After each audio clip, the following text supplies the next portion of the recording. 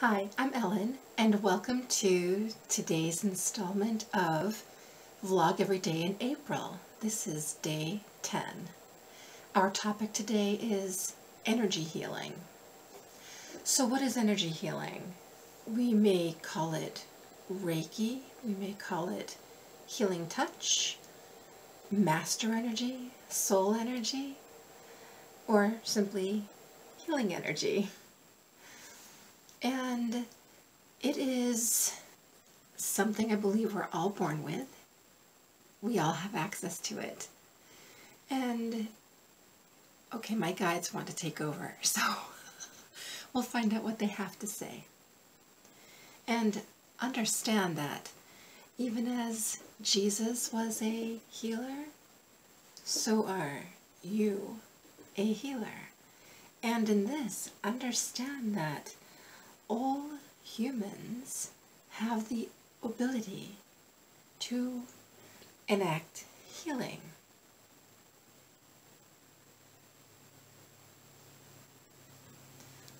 Okay, I think that's it for the moment. So yes, we could consider Jesus as the ultimate healer, and yet within that we may feel as though he is somehow above us, somehow a master healer. They were showing me Yoda, which is really interesting. And yet, so consider Yoda as a master teacher of the Force. Consider Jesus as a master teacher of energy healing. And the thing is, he didn't place himself above anyone. He showed what was possible. He lived what was possible.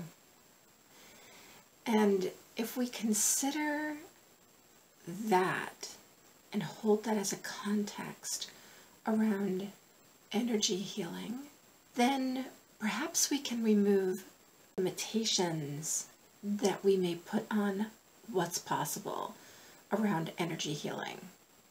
It's all well and good to hold the intention that we will relieve those symptoms, relieve that pain, relieve the dis-ease, relieve the disruption.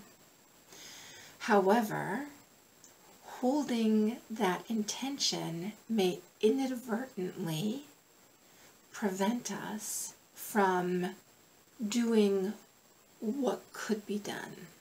Consider that someone may come to us with a headache, and yet the headache is symptomatic of something else going on in the body. If we focus our intention of relieving that headache, we may miss the point. I hope that makes sense. The other thing is being careful about taking on the role of being the healer. And I mean that in the sense of somehow some part of you determining that it is you doing the healing. That isn't the case. We are the facilitators of healing. We don't create the healing. The healing is created by the energy we're facilitating. The energy comes from Source, from God, whatever you choose to call it. So to be as though, or act as though, we are the source of the healing does us a double disservice. The first way it's a disservice is that it totally is tapping into our ego. Okay? The second way it does us a disservice is that we are then in danger of drawing upon our own energy rather than source energy. I've done that. And I don't believe when it happened that I was in a place of wanting to be, that person who could say, yes, I did that. I did that. I don't think that was it. It was more that I let my ego take over the process. I got caught up in semantics. I got caught up in procedures rather than just tapping into the energy and letting it flow the way it needed to.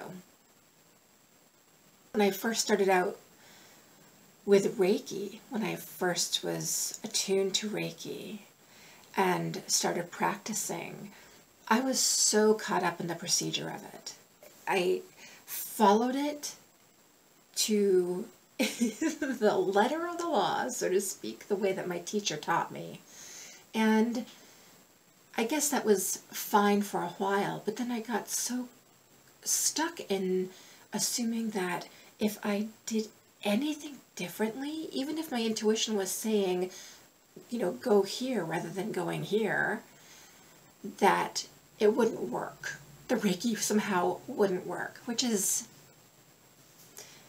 untrue. And, for myself, it's silly to me now, in retrospect, that I let myself get there.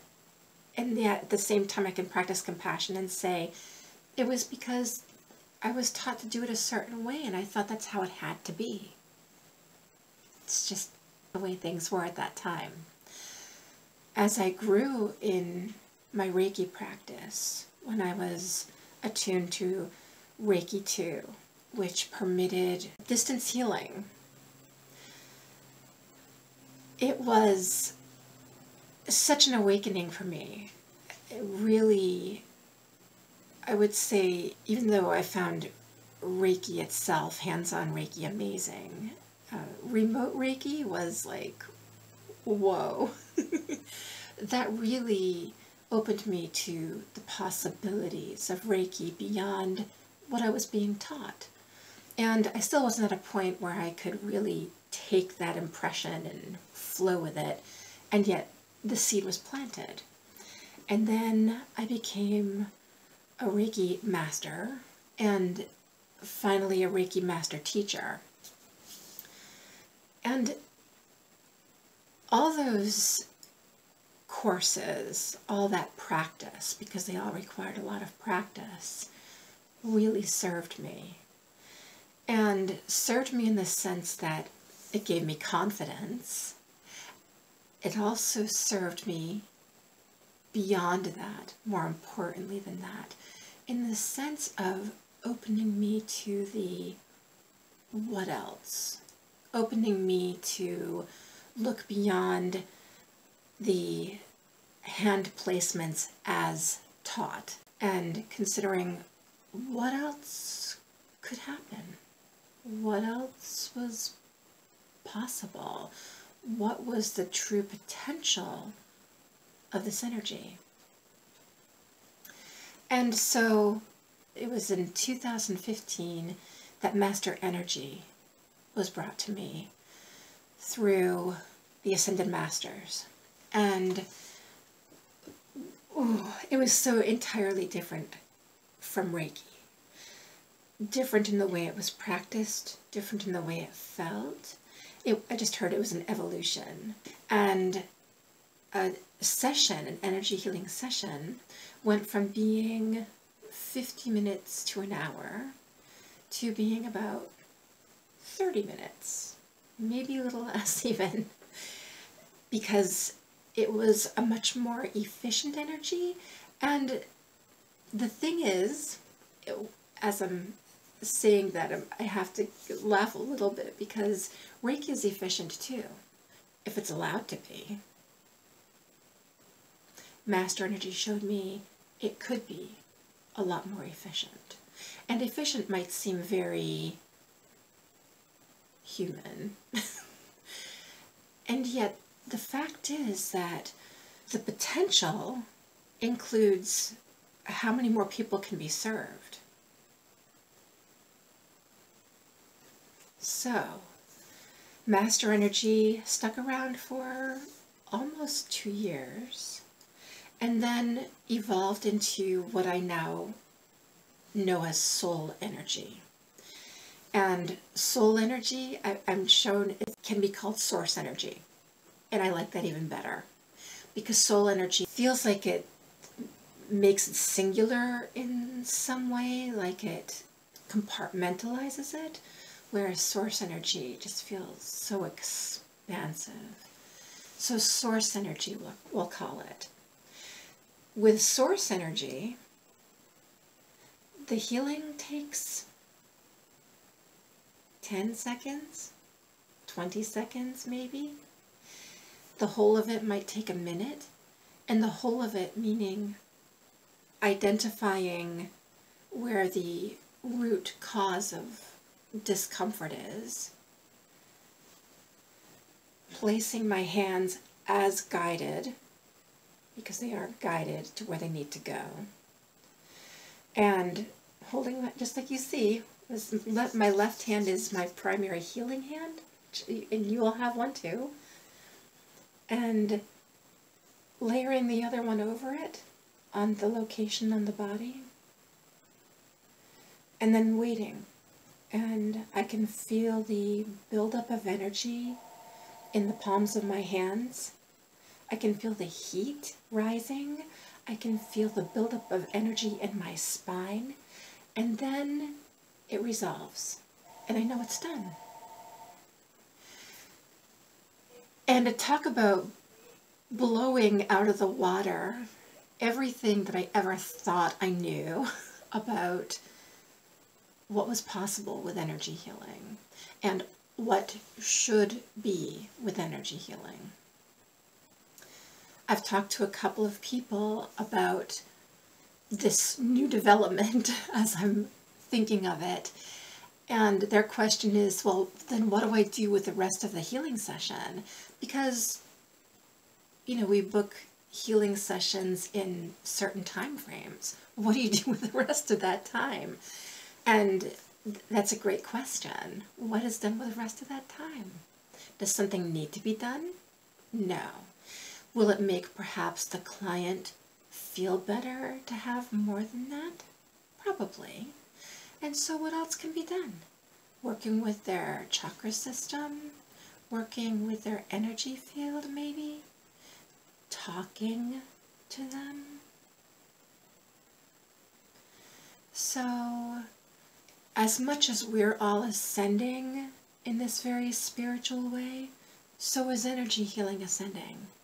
So is it any surprise really that it's gotten to a point where it can be as easy as placing the hands for a few seconds and having somebody's pain relieved?